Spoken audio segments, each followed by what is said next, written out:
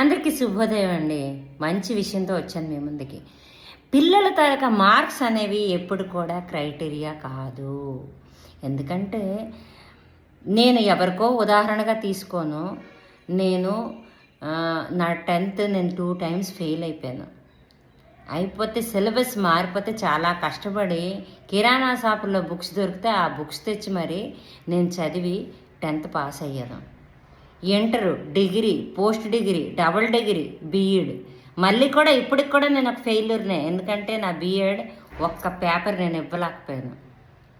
ఒక పేపర్ అంటే ఇచ్చాను కానీ ఒకసారి ఫెయిల్ వచ్చింది. మరి ఆ కాలేజ్ మూసారో ఉందో కూడా నాకు తెలియదు.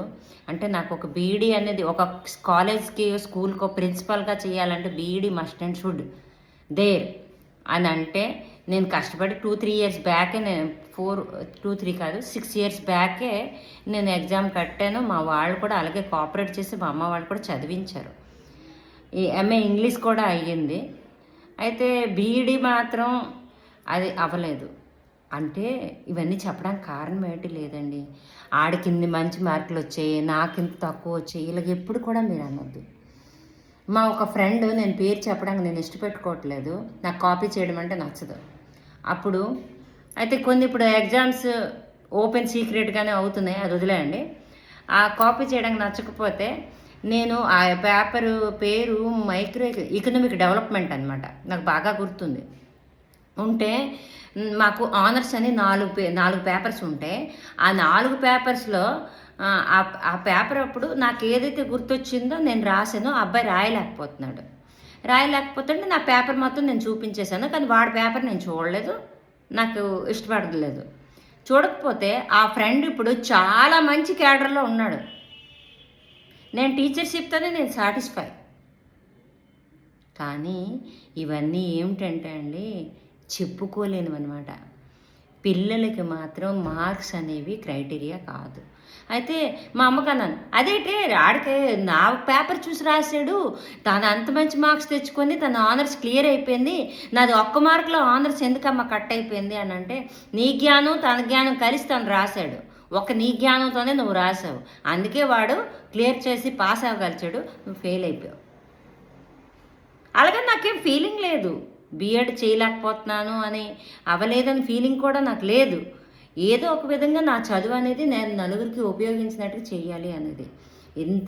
ఈ ఒక్క విషయం ఇంత టైం తీసుకొని చెప్పడానికి కారణం ఏమీ లేదండి. పిల్లలకి ఒత్తిడి తేవద్దు. నీ మార్క్స్ బాగాలేవు, నీ మార్క్స్ తక్కువ వచ్చాయి. ఒకప్పుడు నా కొడుకు కూడా నేను అనేదాన్ని. ఎవ్వరు ఎక్కడ ఎలా రాణించాలో అయితే జీవిత పాఠాలు ప్రతి ఒక్కటి చెప్తాయి. అలా నా అనుభవాన్ని బట్టి నేను చెప్తున్నాను. ఎందుకంటే ఒక ప్రైవేట్ స్కూల్లో చేస్తే పిల్లలకి మార్క్స్ రాకపోతే పిల్లలకి ఒత్తిడి పెడతాం మనం, వాళ్ళకి చదవమని చేయమని, ఇవన్నీ కూడా ఉంటాయి. అయితే కొంతమంది పిల్లలు ప్రజెంటేషన్ చేయలేకపోతారని వాళ్ళకి, ఒరే ఈ పేపర్ ఎందుకురా నువ్వు వీళ్ళకి రాసావు, దీనికి ఆన్సర్ నీకు తెలుసు కదా అని ఒక ఇన్స్టిట్యూట్లో నేను చేస్తుంటే మీరు పిల్లలకి ఆన్సర్ చెప్పేసి మార్కులు వేయించారనుకొని నాకు అడిగారు. కానీ నేను ఫీల్ అవ్వలేదు, ఎందుకంటే నేను అక్కడ తప్పు చేయలేదు. వాడికి ప్రజెంటేషన్ తెలుసు, వాడు రాయలేకపోతున్నాడు. అయితే ఒకటి ఈ రకమైనవి నేను చెప్పుకుంటూ వెళ్తే చాలా ఉంటాయి.